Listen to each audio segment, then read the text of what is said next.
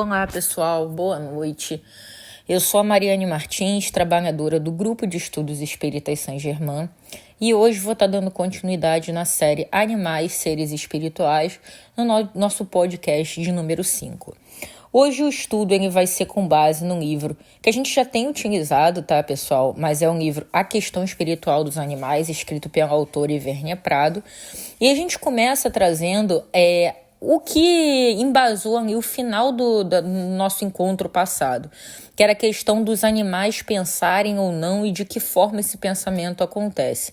E aí, assim, foi falado, né, no último podcast que os animais têm pensamento sim, só que esse pensamento é fragmentado, no sentido de que o animal não tem pensamento contínuo, e sim o que seria flashes de pensamentos, ou pensamentos descontinuados, raios descontinuados. E aí a autora traz uma reflexão, e aqui eu vou abrir um enorme parêntese, tá, gente? Que a autora traz essa reflexão, e independente das opiniões aqui de cada um de nós, a reflexão é importante, né? Até trazendo um pouco para a doutrina espírita, o nosso grupo é um grupo espírita, então a gente também sempre acaba relacionando aqui a doutrina. A gente prega muito a questão no espiritismo da fé raciocinada. Então, é aquela fé que acredita, mas que questiona, que pensa, que reflete, que pergunta. Então, essa reflexão que a autora traz, alguns vão concordar, outros não vão concordar, mas eu acho que o trazer aqui para que a gente reflita sobre é sempre um exercício válido. E aí, o que é isso que a autora traz? Que ela diz que ela particularmente tem um pouco de dificuldade de entender essa questão do pensamento descontínuo. Por quê?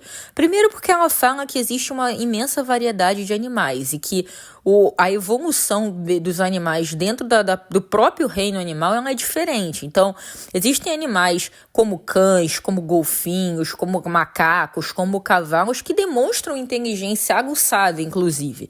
Então, ela tem um pouco de dificuldade de entender essa ideia desse pensamento em flash com períodos de dormência mental, por assim dizer. E que na ótica dela, o que ela entende por pensamento descontínuo está relacionado a limitações do animal, porque é fato que o animal não consegue estabelecer relação de complexidade de passado e futuro, relação de causa e efeito, não consegue ir numa ótica de senso moral, no sentido de ver consequência dos seus atos. Então que sim, o homem tem uma inteligência muito mais apurada e muito mais evoluída que o do animal, até por todas essas possibilidades que o pensamento humano traz. Mas que na visão dela, o pensamento fragmentado do animal não é no sentido dele ter uma ausência de pensamento em alguns períodos, e sim dele não ter a mesma complexidade desse encadeamento de pensamentos. Particularmente, aí também, como eu disse, uma opinião, eu acho que faz muito sentido essa abordagem dela, tá? Acho que, como eu venho falando aqui, quem convive com o animal consegue ver esses flashes de inteligência aguçada. Mas lógico que não adianta você acreditar que o animal vai entender consequência de atos, ou cada um segundo suas obras, ou relação direta de causa e efeito, porque aí é um outro nível de profundidade. Então eu tendo a concordar bastante com essa abordagem dela, tá?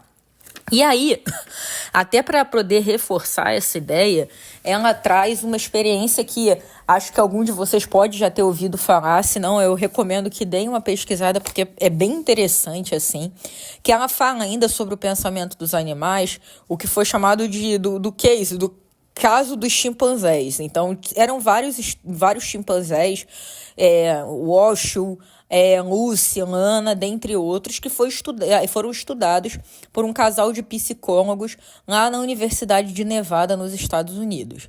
E aí eles fizeram um experimento com esses chimpanzés, que era basicamente de ensinar a esses animais a se comunicar com os humanos e entre eles mesmos por uma linguagem gestual. E aí, esse experimento ele trouxe uma série de reflexões, uma série de percepções, né? E alguma delas foi que esses animais tinham, sim, a habilidade de aprender e de transmitir as informações. Então, assim, o que é interessante foi, eles eram ensinados essa linguagem gestual pelos humanos, conseguiam se comunicar com os humanos nessa linguagem gestual e conseguiam se comunicar com os próprios outros animais dessa forma. Então, eles conseguiam transmitir para outros animais essas informações. Então, assim, e aí fala, né, que o Walsh, que é um desses chimpanzés, ele conseguiu ensinar para outros chimpanzés a linguagem aprendida com os humanos. E aí, outro aspecto interessantíssimo dessa pesquisa, desse experimento, foi que eles conseguiam, através da linguagem, né, expressar coisas de realidade abstrata, como, por exemplo, emoções variadas, entendeu? Então, assim, foi muito, muito rico nesse sentido também. E aí, eles trazem aqui um dado um pouco mais estatístico, que o Walsh, que foi o que mais se destacou, ele tinha 5 anos e ele empregava 132 sinais com exatidão e desenvoltura, além de ele conseguir criar suas próprias combinações de frase que ele ainda não tinha aprendido. Ou seja, um chimpanzé conseguia empregar 132 sinais e montar frases que não eram diretamente relacionadas à estrutura que ele havia aprendido. Então, isso é uma comprovação bastante robusta. Eu achei muito interessante, tá? Novamente, é um estudo feito ali por psicólogos da Universidade de Nevada, nos Estados Unidos, e é muito, muito interessante para quem tiver essa curiosidade, tá? Então, mais uma vez, não era o objetivo do experimento provar que os chimpanzés tinham a mesma capacidade linguística dos seres humanos, porque não tem, mas de demonstrar que eles também tinham essa capacidade, que eles também conseguiam se comunicar dessa forma. Então, não é uma disputa ser mais ou ser igual aos humanos, é simplesmente provar que os animais, sim, conseguem esse nível de aprendizado e transmissão de conhecimento, mesmo com essa inteligência ainda rudimentar que eles apresentam. E aí, dentro disso, tá, pessoal, um livro dá continuidade abordando um outro tema que eu acho particularmente muito interessante, tá? Que 2 temas ainda, mas vamos falar primeiro dos direitos dos animais, né? Que a gente começa a falar, a gente falou ao longo dos capítulos sobre a questão da relação ao longo da história que os humanos estabeleceram com os animais. A gente falou sobre o pensamento, a gente falou sobre os animais serem seres sencientes, seres que sentem. A gente falou agora sobre o pensamento, sobre a inteligência, sobre a capacidade de se comunicar. E aí a gente traz com base num livro, né, um pensamento, né, uma reflexão que é de Carl Sagan, que é um cientista planetário e astrônomo americano, que fez uma interessante reflexão sobre essa questão, partindo do case dos chimpanzés, sobre a questão do direito dos animais. Ele diz o seguinte... Perdão, gente, estou gripada. Desculpa. Se os chimpanzés têm consciência, se eles têm capacidade de abstração, não devem eles ter acesso àquilo que se convencionou chamar até agora de direitos humanos? Que inteligência o animal terá que atingir até que seu assassinato, por exemplo, seja considerado crime? E aí, gente, a gente chega numa série de pautas polêmicas, mas também pautas importantes. A primeira que eu quero trazer aqui é esse entendimento de que o animal não é uma coisa. E isso é particularmente muito importante, né? E aí, sobre isso, a Irvênia fala, né, que infelizmente, enquanto humanidade, a gente ainda está longe de uma atitude ética desejável em relação a toda a criação. Mas, assim, até onde a gente vai ter que chegar para entender que a gente tem que respeitar a vida, o sofrimento de outros seres? Por quê, tá, gente? A gente vai entrar em pautas mais pra frente, de questões mais específicas e tal, de alimentação, mas eu nem tô indo nesse mérito ainda. Eu tô indo muito na relação que a gente tem com os animais no dia a dia. Então, assim, quando a gente fala que ele é um ser que sente, quando a gente fala que ele é um ser que tem algum nível de pensamento, é um ser que sofre, é um ser que sente dor. Quando a gente desenvolve relações mesmo com eles, a gente passa a entender um pouco disso, assim, até que ponto o animal vai ter que evoluir para que a gente entenda, enquanto humanidade, que não é porque a gente está numa evolução maior dentro da nossa própria jornada de evolução, que a gente não tem que tratar bem, que a gente não tem que cuidar, pelo contrário. Quando é que a gente vai entender, enquanto humanidade, que não é porque a gente está mais evoluído num determinado ponto que a gente pode tratar todo e qualquer ser que de algum modo esteja no período mais inicial da sua jornada como alguém inferior, como alguém que não é digno de respeito. Então, entender que o animal não é coisa, não é humanizar o animal, não é querer que o animal seja tratado igual a gente, não é questão de achar que o animal ele tem que ter todas as mesmas possibilidades que o ser humano. É entender que sim, o animal tem direitos e que esses direitos precisam ser respeitados. E aí eu vou trazer 2 exemplos, tá? Que para mim são exemplos que ilustram um pouco do que eu quis trazer aqui. E aí, mais uma vez, aqui eu tô trazendo exemplos pesquisados ao longo da vida e pesquisado em diferentes meios e notícias e casos que ficaram famosos. Esses exemplos particularmente não estão no livro, tá? Mas eu acho que cabe aqui a reflexão. O que eu tô querendo dizer quando eu falo aqui animais não são coisas, não são objetos, mas animais também precisam ter limites? Eu vou trazer 2 exemplos. Uma questão bem polêmica de animal em viagem de avião. Mais uma vez, tá, pessoal? Isso é minha opinião pessoal, baseada em notícias e em estudos que eu vi ao longo da vida. Então, ninguém aqui é obrigado a pensar igual, tá? Isso não é da doutrina, esses exemplos, mas é baseado em pesquisas, como eu falei. Então, assim, primeira questão de animal em avião. Eu acho que existe uma regra básica que o nosso direito termina quando começa o direito do outro. Mas todo mundo tem seus direitos, inclusive os animais. Então, quando você fala que o animal não é uma coisa e você simplesmente tratar o animal como uma bagagem, é uma coisa muito contraditória para mim. Porque não dá para considerar um animal que respira, que sente, que tem dor, que tem frio, que tem medo. Não dá para considerar ele uma bagagem, uma mala, que não tem sentimentos, que é um objeto material pura e simplesmente. Então, quando a gente vai para uma pauta, eu não tô falando aqui, tá, no nível, mas deve ou não viajar com pet. Não é isso, é que às vezes as pessoas têm necessidade. Imagina uma pessoa que vai ter que se mudar de país. E aí você faz o quê? Você abandona o animal como se fosse uma coisa? Você coloca esse animal num bagageiro, sendo que assim, no bagageiro muitas vezes as nossas malas chegam quebradas, pessoal. Muitas vezes as nossas malas são extraviadas. Será que dá para equiparar um pet a um objeto que pode ser descartado, pode ser quebrado, pode ser esquecido, pode ser machucado? Quando acontece alguma questão num avião, o primeiro lugar onde é cortado o oxigênio é no bagageiro. E aí faz o quê? O oxigênio na mala não vai fazer a menor diferença, mas o oxigênio para o animal faz. Então o que eu estou querendo trazer aqui é que quando a gente entende sobre o direito, não é sobre, por exemplo, gostar ou não gostar de um animal, de um cachorro, de um gato ou um animal que seja.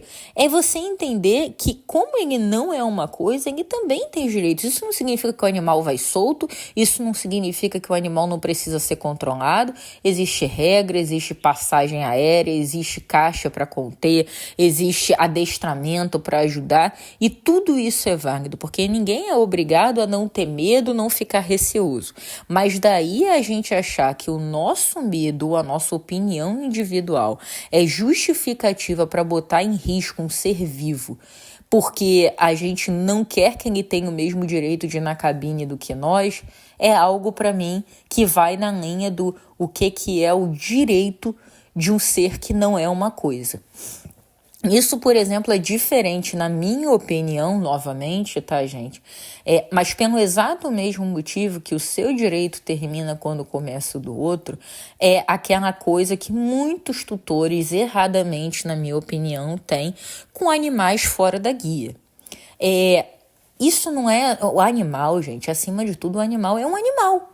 O animal, como a gente acabou de falar, ele não vai ter a noção de causa e consequência, de causa e efeito, de consequência e responsabilidade das suas ações. O animal não tem essa complexidade de pensamento. Então, quando a gente desconsidera que o animal por mais amado que ele seja, ele é um animal, a gente coloca em risco aos outros e a si mesmo.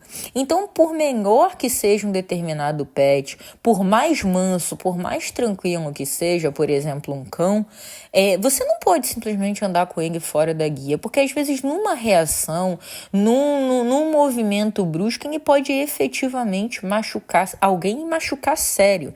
Então, para mim, é isso. Respeitar não é necessariamente querer ter, não é necessariamente humanizar, na verdade não é humanizar, entendeu? É simplesmente entender que o animal não é uma coisa e não pode ser tratado como uma coisa, mas que também o animal não pode ferir o direito de outras pessoas. Então, limite, regra e acordos bem estabelecidos, para mim, tendem a ser o caminho de você conseguir respeitar o direito dos animais sem também desconsiderar o direito dos humanos.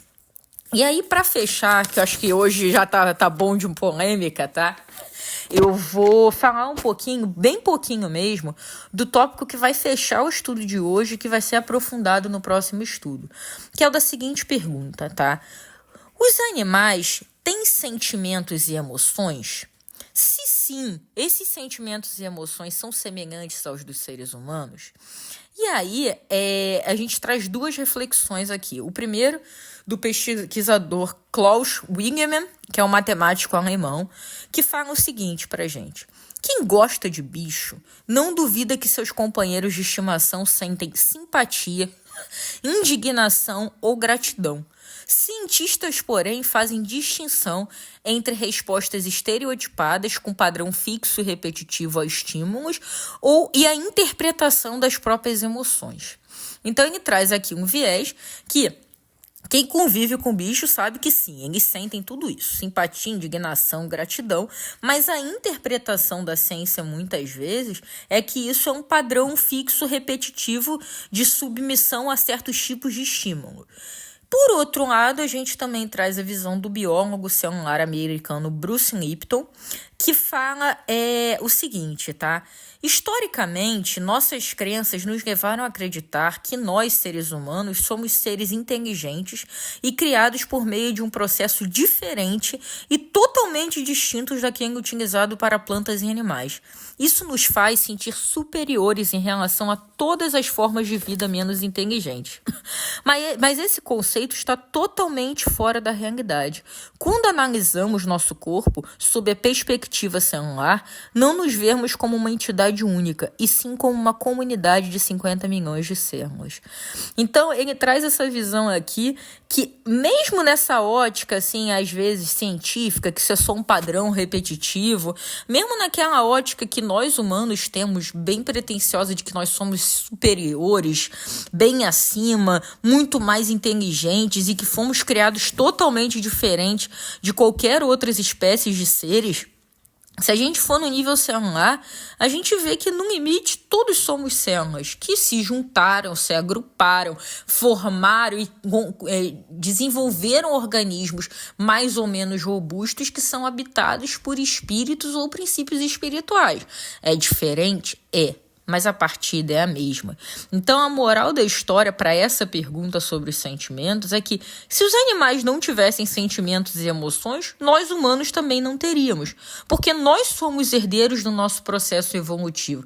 Se nós, há algum tempo atrás, já passamos por essas outras fases do desenvolvimento, pelo reino celular, pelo reino vegetal, pelo reino mineral, pelo reino animal, até chegar ao nosso reino humano, a gente não teria vivenciado esse processo que é único. Então, sim, se nós pensamos e sentimos, os animais com outro nível de complexidade também sentem emoções, também possuem sentimentos. E é nesse sentido que a gente vai se aprofundar no nosso próximo encontro, falando um pouquinho mais sobre esses sentimentos e também tentando trazer a reflexão se os animais sofrem ou se os animais não sofrem. Tá bom, pessoal? Por hoje é isso. Nos encontramos no próximo mês. Um grande beijo a todos. E como eu sempre digo, todos nós do GRESG ficamos à disposição para qualquer comentários, dúvidas ou reflexões complementares. Obrigada, beijo, boa noite.